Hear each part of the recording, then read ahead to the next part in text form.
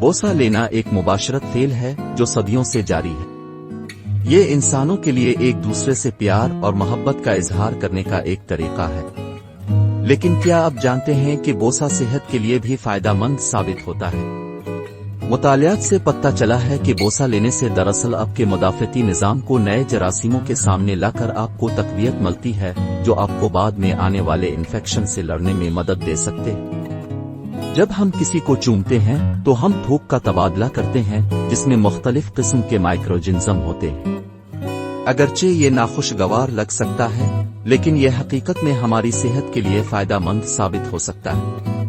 ہمارا مدافعتی نظام نقصان دہ بیکٹیریا اور وائرس کو پہچاننے اور ان سے لڑنے کے لیے ڈیزائن کیا گیا ہے، اور جب ہم نئے جراثیم کے سامنے آتے ہیں تو ہمارا مدافعتی نظام چیلنج اور مضبوط ہوتا ہے۔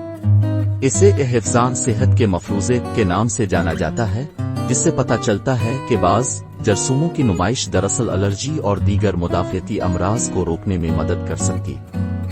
ایک تحقیق میں سلوواکیہ کی کومیسا یونیورسٹی کے محققین نے 21 جوڑوں سے 10 منٹ تک بوسہ لینے سے پہلے اور بعد میں لعاب کے نمونے جمع کیے تھے۔ انہوں نے پایا کہ بوسہ لینے کے بعد جوڑے کے تھوک میں پہلے سے زیادہ قسم کے بیکٹیریا موجود تھے۔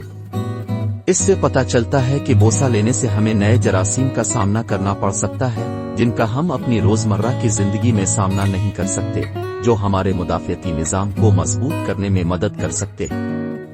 Netherlands organisation for applied scientific research کے محققین کی طرف سے کی گئی ایک اور تحقیق میں بتایا گیا کہ بوسہ ہمارے جسم میں اینٹی باڈیز کی پیداوار کو بڑھا سکتا ہے۔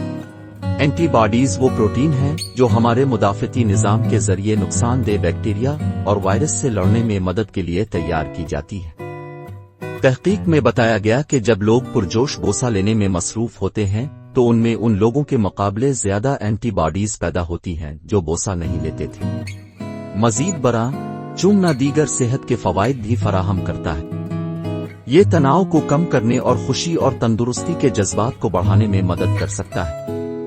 جب ہم بوسہ لیتے ہیں تو ہمارا دماغ آکسیٹوسن نامی ہارمون خارج کرتا ہے، جسے اکثر محبت کا ہارمون کہا جاتا ہے۔